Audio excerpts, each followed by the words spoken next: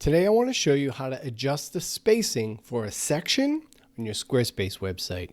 There will also be a bonus tip for how to adjust the spacing on the entire website all the way around, but let's hop right in here. So as you can see, I've got a Squarespace website open here, and this is just my personal site. Yours will behave the same way, even though I do have a couple of Square Kicker tricks going on in here. But I wanted to show you, I'm going to go deep into pages and pick some random page here. How about sign up for my email list? Now, this is not an ask for you to do so. I'm going to hit the edit button and I'm going to show you how to edit the spacing in these sections. Now, I picked this one because it has one big section. It doesn't matter how many sections you have, and I can show you that in a second. So here's a tip. If you're curious about the amount of space, hit G on your keyboard and you will see the grid in the background show up. This is a default grid because this sign up page with one section is really not worth getting deep into customization for. You may feel differently. So as I hover over the section, you see this edit section button over here on the right in this modal. I'm going to click on that. And the reason why I turned on the grid is because I want you to be able to see what is going on here.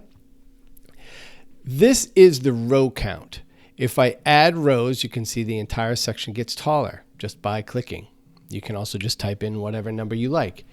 Next is the gap, the space between the section block. I'm going to hit this 0 gap button here and then back to the default gap button. And you can see how the spacing between those segments, the rows and the columns, changes a little bit.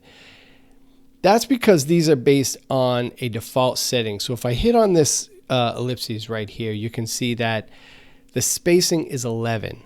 I don't know if that's 11 pixels or 11 points or whatever it is here, but in general, if I wanted to update that spacing to 28, 42, 50, you'll see that the boxes get narrower.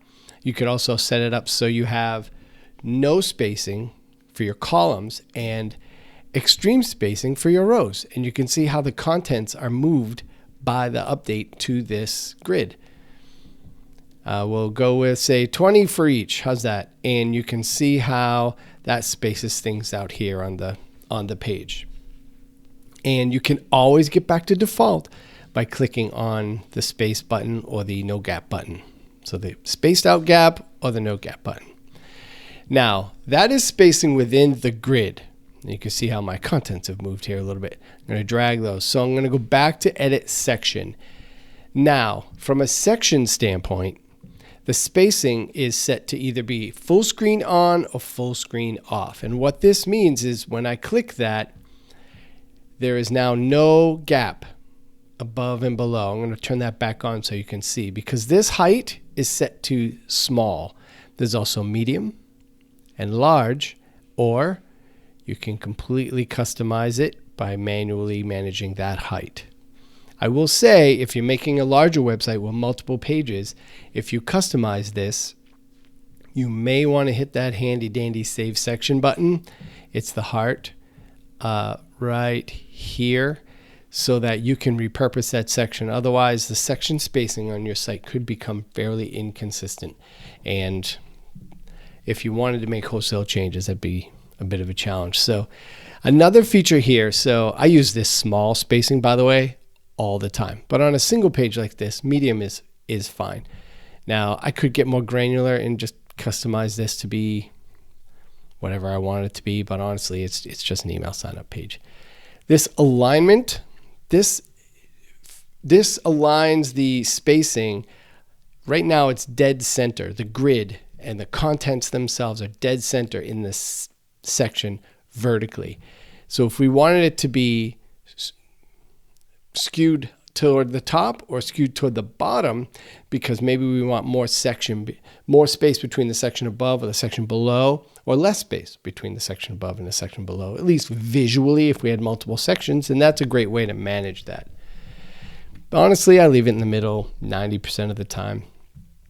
And I will say this is not about dividers, but if you turn dividers on, it adds gap space down at the bottom. It's something to keep in mind. What I saw recently is we had a lot of space and the two sections that abutted each other were the same color. And it turns out we had a divider on that was the same color as the background, and it just kind of got away from us. When you move fast and break things, that'll happen. So anyway, I'm just going to put this all the way back to the spaced out grid and the medium and the centered and call it a day. Now, if I add a section, which we can do with either saved sections or blank sections, then just know that I'll turn my G again, that is a new section with new spacing and new grids, and we can manage that one independently of the other section. So each section is its own thing if we want to manage spacing. So all of that is good to go. I think now I wanted to share with you one last thing, and that was, like I said, I guess this is a bonus tip. I don't know. I haven't done too many bonus tips, but if I click on the paintbrush over here on the top right, down at the bottom, there's this mysterious little link called miscellaneous. So if I click on that, you'll see it's the middle option. The second option is spacing. And in here shows the total width of our grid, and that will manage the absolute width of the content columns inside of the page. And I think it was on 1600 here.